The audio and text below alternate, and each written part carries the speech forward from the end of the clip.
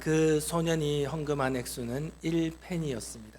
그래서 우리나라 돈으로 환산하면 한 17원 정도 되는 그런 지극히 작은 금액이었습니다.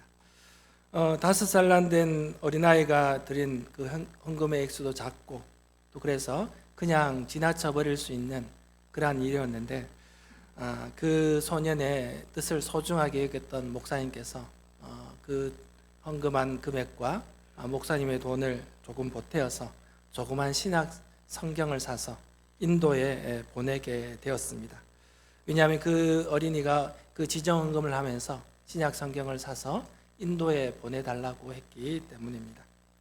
그래서 그 소년의 그 친필 사인을 받아서 성경을 인도에 보냈습니다. 그리고는 이 소년도 잊어버렸고 목사님도 그 일을 잊어버렸습니다. 20년 후에 이 목사님께서 인도에 들어가게 되었습니다. 그래서 어떤 마을을 방문하게 되었는데, 그 마을이 사람들이 정말 신실하게 신앙생활을 잘 하고 있었습니다. 그래서 목사님이 그 선교사님에게 물었습니다. 이 마을에는 이 복음이 어떻게 들어오게 되었습니까? 라고 묻자 이 선교사님은 이렇게 대답을 합니다. 이 마을에는 어떤 선교사님께서 신약 성경을 한 권 건네고 간 것이 이 마을의 복음의 시작이 되었다고 합니다. 라고 하면서 낡은 신약 성경책 한 권을 보여주었습니다. 근데 목사님께서 그 성경을 보는 순간 깜짝 놀랐습니다. 왜냐하면 그 성경이 그 20년 전에 5살 난 그 어린이가 그 목사님과 돈을 보태어서 보낸 그 성경책이었기 때문입니다. 그 표지에는 그 소년의 친필 사인이 그대로 남아 있었던 것입니다. 이렇게 하나님의 나라와 또 복음의 역사는 거창하게 시작되는 것이 아닙니다. 작은 것, 비록 작은 것이라 할지라도 그것을 통해서 우리의 계획과 우리의 상상을 넘어서는 그러한 일들을 하나님께서 이루시는 것입니다. 오늘 본문 내용 또한 천국을 설명한 비유 가운데 하나이지요. 지난주에도 작고 작은 눈에 보일까 말까한 그 겨자씨로 말미암아 그 겨자씨가 자라나서 나물보다 커서 큰 나무가 되어 새가 깃들 정도의 큰 나무로 자라난다는 것을 말씀했습니다. 그래서 이 누룩 비유 또한 이 겨자씨 비유와 비슷하기 때문에 쌍둥이 비유라고 그렇게 불리우고 있습니다. 누룩 비유 또한 적은 양이지만 그 가루 섬 아래 그 누룩이 들어가서 그 가루 전부를 부풀게 하기 때문이죠. 그래서 작은 것, 적은 양이라 할지라도 그것이 자라나고 그것이 부풀려져서 놀라운 역사를 이루게 된다는 것을 우리에게 말씀하고 있는 것입니다. 그래서 이 겨자씨와 누룩의 비유는 이러한 공통점을 가지고 있는 것이죠. 비록 작은 것이고 적은 양이라 할지라도 그것을 통해서 큰 열매를 거둘 수 있다는 것입니다. 그러면 이 겨자씨 비유와 누룩 비유의 차이점이라고 하면 무엇일까요? 차이점을 찾게 된다면 겨자씨 비유는 외적인 성장과 변화를 의미한다고 할 수 있겠습니다. 반면 누룩의 비유는 내적인 성장과 변화를 가져오는 것이라고 할 수 있죠. 다른 말로 하면 겨자씨는 그 씨가 자라나서 그 자체가 성장하게 되는 것이죠. 그러나 누룩은 어떻습니까? 누룩을 통하여서 다른 것에 영향을 주어서 다른 것이 변화되게 되는 것이죠. 즉 겨자씨 비유가 작은 것이 얼마나 크게 자라고 성장하는 것에 초점을 맞춘 것이라면 누룩 비유는 작은 것, 또 적은 양이라 할지라도 다른 것에 영향력을 미쳐서 그 다른 것이 얼마만큼의 성장과 변화를 가져오게 한다는 그러한 비유의 내용인 것입니다. 누룩은 아주 적은 양만으로도 빵이나 떡에 들어갔을 때는 부풀리게 하는 능력이 있어서 엄청난 그러한 영향력을 나타낸다는 것을 말하고 있는 것입니다. 그런 의미에서 본문을 다시 한번 읽어보겠습니다. 또 비유로 말씀하시되 천국은 마치 여자가 가루 서말 속에 갖다 넣어 전부 부풀게 한 누룩과 같으니라 라고 예수님께서 말씀하셨습니다. 천국은 바로 소수의 그리스도인, 소수의 그리스도인으로 시작되지만 후에는 그 소수의 그리스도인을 통하여서 전부가 변화될 것을 그렇게 우리에게 말씀해 주신 것입니다. 그래서 우리는 먼저 믿은 그리스도인으로서 이 누룩처럼 자기 자신뿐만 아니라 우리가 있는 곳, 우리가 나아가는 곳, 우리가 사는 이 세상을 변화시키는 그러한 누룩이 되어야 한다는 것을 예수님께서 비유로 그렇게 말씀해 주신 것입니다. 이렇게 그리스도인 한 사람의 그런 거듭남이 얼마나 중요한지, 그로 말미암아 얼마나 큰 영향력을 발휘하게 되는지를 새삼 깨닫게 되는 그러한 말씀인 줄로 믿습니다. 오늘은 예수님께서 말씀하신 이 누룩의 비유처럼 한 사람의 변화로 많은 영혼을 구원하고 그리고 놀라운 변화를 가져온 분들의 일화를 한번 나누어 보도록 하겠습니다. 바로 저 멀리 있는 나라가 아니라 바로 우리 한국 교회의 그러한 초기 역사에 나타난 그러한 역사들입니다. 그래서 우리 기독교 역사에 나타난 이 인물들의 일화를 들으면서 우리 또한 세상 가운데 누룩이 된다는 것, 누룩이 어떻게 변하게 된다는 것을 우리 한번 깨닫는 그런 시간이 되기를 축원합니다. 광화도의 홍이 마을에 복음이 들어가게 된 것은 1896년쯤에 그 마을에 복음이 들어가게 되었다고 합니다. 당시 마을의 훈장이었던 박능일 씨가 강화도의 첫 번째 교회였던 교산교회의 성도였던 김상임 씨를 만나서 복음을 듣고는 자기 마을로 돌아와서 몇몇 사람들을 자기 집에 초청해서 드린 예배를 그 강화교회가 홍의교회가 시작되게 된 것입니다.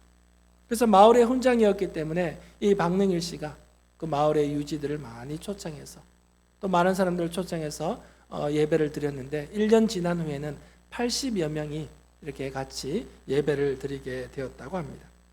이렇게 홍의 마을에는 선교사의 도움 없이 그렇게 예배당이 세워졌고 서당이 학교로 바뀌어지고 신식교육이 이렇게 시작되게 된 것입니다. 초기 홍의교회는 교인들이 7명이었습니다. 그래서 이들 모두가 예수를 믿어서 이제 우리가 한 형제가 되었다고 해서 이름을 개명하자라는 그런 의견들이 있었습니다. 그래서 어떻게 하면 우리가 어떻게 이름을 바꿀까? 그들이 생각하는 중에 이름 성을 바꾸거나 다 바꿀 수 없어서 마지막 글자만 우리가 돌림자를 써서 바꾸자라고 해서 마지막 글자를 한일자로 쓰게 되었습니다. 그래서 예를 들면 제 이름이 천영준인데 마지막 글자 준자를 일자로 바꾸어서 천영일 이렇게 이름을 개명하게 된 것입니다. 이렇게 이름의 끝글자만 바꾸게 되었고 이 일이라는 글자는 바로 처음 믿었다. 우리는 주 안에서 한 가족이다. 하나다는 의미로 이렇게 한글자를 쓰게 되었습니다. 그리고는 이들이 성경 말씀을 읽다가 성경에서 중요한 단어 7가지를 찾아냈습니다. 그 7가지 단어는 바로 능력의 능자, 믿을 신자, 경자, 받들 봉자, 순수할 순자, 하늘천, 그리고 빛광자 이렇게 7개를 단어를 찾아내서 7명의 성도들이 제비를 뽑아서 그 나온 그 단어를 자기 이름 중간에 넣기로 한 것입니다. 그래서 나온 이름이 바로 박능일, 마지막 글자를 일자로 바꾸고 이 박능일 씨는 능자를 뽑았겠죠. 그래서 박능일 이렇게 이름을 바꾸었고 또 권신일, 김경일, 그리고 종순일 이렇게 이름을 바꾸게 되었다고 합니다. 지금도 이름 바꾸기 어려운데 지금은 많이 쉬워졌지만 그러나 예전에 이름을 바꾼다는 것이 그렇게 쉬운 일은 아니었습니다. 그럼에도 불구하고 그들은 예수를 믿고 이름부터 이렇게 바꾸게 된 것이죠. 그 대표적인 인물이 바로 종순일 성도입니다. 이 종순일 성도는 나중에 목사님이 되셨습니다. 그래서 그는 이름뿐만 아니라 자신의 예수 그리스도의 영원한 종이라고 해서 그 성까지 바꾸게 된 것입니다. 그래서 그 성을 종씨로 바꾸어서 종순일 이렇게 모든 이름을 다 바꾸게 된 것이죠. 이 종순일 성도는 전통 유학자 출신으로서 그 지역에 땅도 많고 매우 부자였습니다. 그가 사는 마을에 그에게 돈을 빌리지 않은 사람이 없을 정도로 큰 부자였습니다. 그런 그가 성경을 읽다가 마태복음 28장 23절 이하에 나오는 그 말씀을 읽고는 크게 감동을 받게 됩니다. 그 내용은 바로 용서할 줄 모르는 무자비한 종에 대한 그런 비유로 하신 예수님의 말씀이었기 때문입니다. 임금에게 1만 달란트를 빚진 종이 있었죠. 그래서 이 종이 그 임금에게 그 1만 달란트를 탕감받았지 않습니까? 어마어마한 돈입니다. 그 빚을 탕감받고는 그 집을 나서다가 자기에게 100데나리온 빚진 종을 만나자 그 종에게 돈을 안 갚는다며 갚을 때까지 감옥에 가두게 되죠. 그것을 안 임금은 다시 그 1만 데나리온 빚진 종을 불러다가 왜 탕감해 주지 않았냐 하면서 다시 그 종을 옥에 가두었던 그 내용입니다. 마을의 부자였던 종신일 성도는 이 말씀을 읽고는 며칠 동안 고민을 하며 기도하는 가운데 하루는 주일 오후 예배를 마치고 자신에게 빚을 진 돈을 빌려간 사람들을 자기 집에 다 불러 모았습니다. 돈을 빌린 사람들은 깜짝 놀랐죠. 빨리 돈을 갚으라는 말인가? 이자를 더 높이려고 하는 것인가? 두려운 마음으로 그 집에 모였습니다. 그러자 종순일 성도는 성경을 펴서는 마태복음 18장 말씀을 읽은 후에 다음과 같이 그 사람들에게 이렇게 말을 했다고 합니다. 오늘 이 말씀에 나오는 무자비한 종이 바로 나다. 내가 그리스도의 은혜로 죄 사함을 받은 것이 1만 달란트 빚 탕감 받은 것보다 더 크거늘 여러분에게 돈을 빌려주고 그 돈을 받으려 하는 것이 100데나리온 빚을 탕감해 주지 못한 그 악한 짓을 내가 하는 것과 똑같다. 그러다가는 내가 천국에 못 갈 것이 분명하니 오늘부로 여러분에게 빌려준 돈은 없는 것으로 하겠습니다. 라고 그렇게 말하고는 빚 문서를 모두 꺼내서 그 자리에서 불태워 버렸다고 합니다. 행여나 빚 독촉 받는 것이 두려웠던 그 마음으로 왔던 마을 사람들이 그것을 보고 깜짝 놀라게 되었죠. 감격하여서 눈물까지 흘렸다고 합니다. 그리고는 이 종순일 성도는 부자 청년에 대한 말씀을 읽으면서도 그 자신의 재산을 모두 처분해서 가난한 자들에게 나누어 주고 또 남은 것은 교회에 다 헌납을 하고 자기 아내와 함께 교통이 불편했던 그 섬들을 찾아다니면서 복음을 전하며 전도를 하게 됩니다.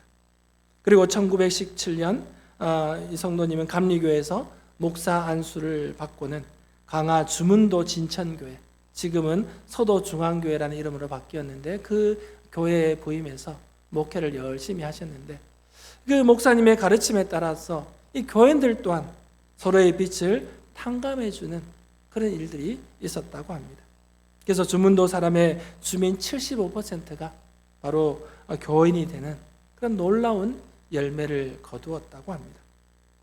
이렇게 한 사람에게 들어간 복음이 또 다른 사람에게 이렇게 누룩처럼 번져감을 통하여서 하나님의 나라가 이루어지는 모습을 우리는 볼 수 있게 되는 것입니다. 또 한 분을 소개하고자 합니다.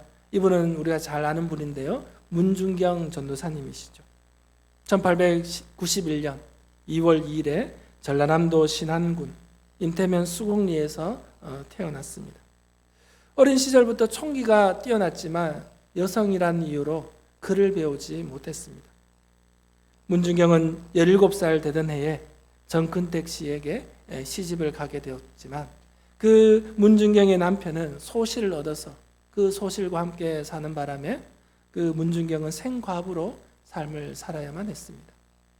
시아버지로부터 한글을 배우게 되었고 시아버지가 돌아가시자 자신의 오빠가 있던 목포로 나가서 바느질을 하면서 생계를 유지하게 되었습니다.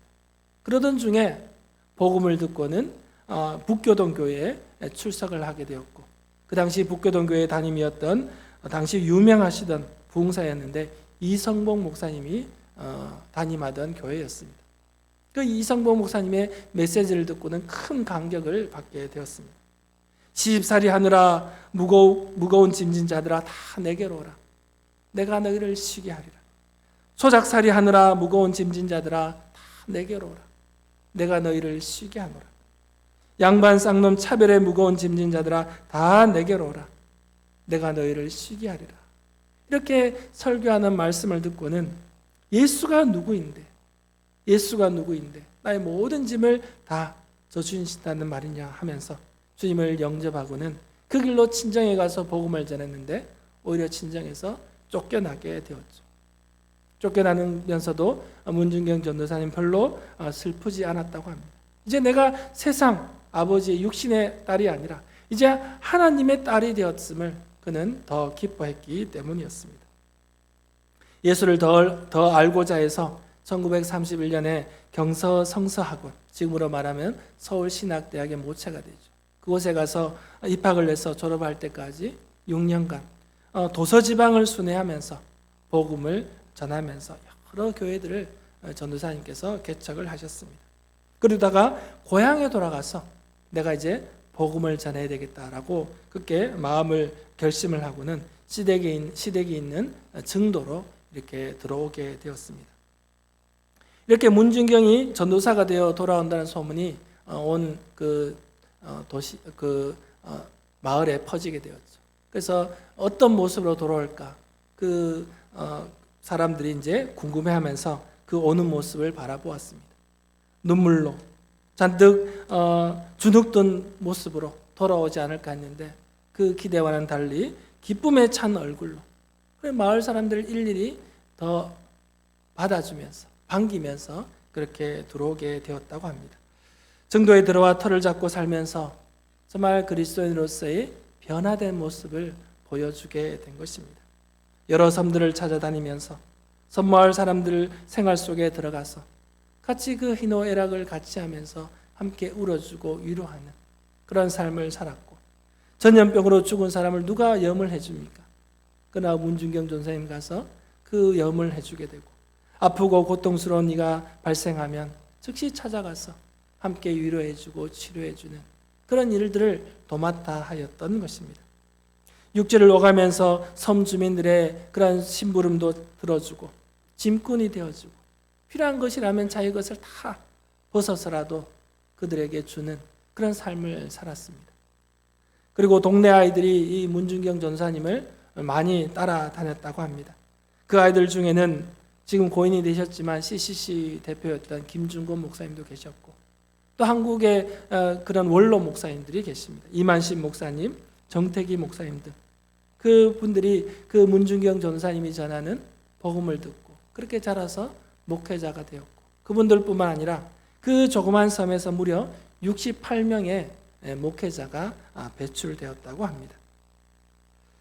이렇게 문준경 전사님은 증도에 들어와서 갖은 어려움과 핍박과 또 힘들게 복음을 전하는 가운데 그 신안군 일대의 많은 섬들의 100여 개의 교회를 그렇게 개척을 했다고 합니다.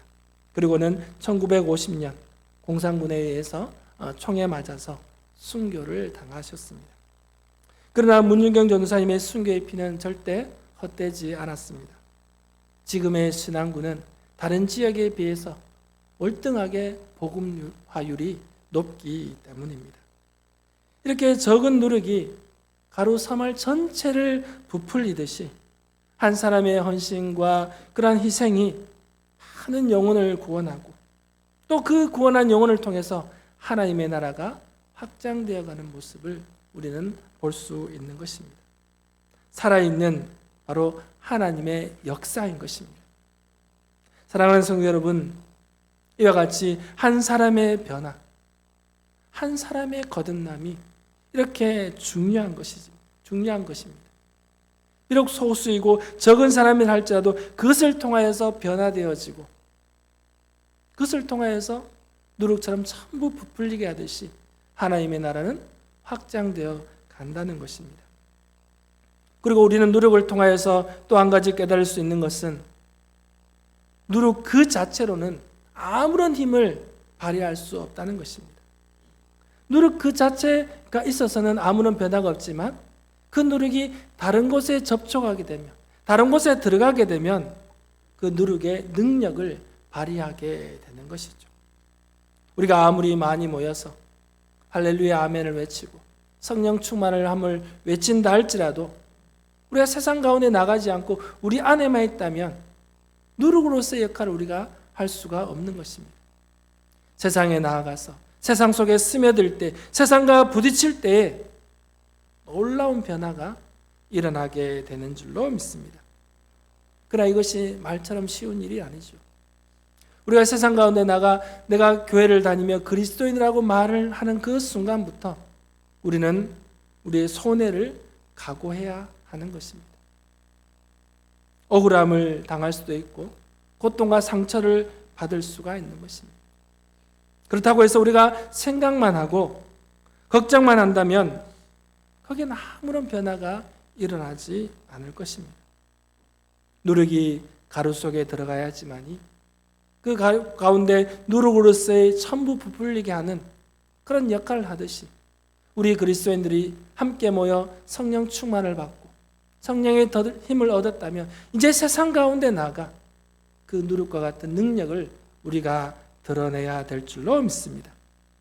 자, 우리 그리스도인들은 세상 속으로 들어가야 되는 줄로 믿습니다. 그리고 누룩은 어떻게 가루를 변화시킬까요? 소리 없이 변화시키는 것입니다. 이것은 바로 우리 그리스도인들이 세상을 변화시키는 방법을 배우게 되는 것이죠. 결코 말이나 보여지는 몇 번의 행사나 프로그램으로는 변화를 이끌어낼 수 없다는 것입니다. 그것은 울리는 꽹과리에 불과하다는 것입니다. 진정한 변화는 말이 앞서는 것이 아니라 행동으로, 삶으로 조용히 변화가 일어나게 되는 줄로 믿습니다. 말만 하고 실천하지 않는 것은 오히려 하나님의 나라에 방해가 될 뿐이죠.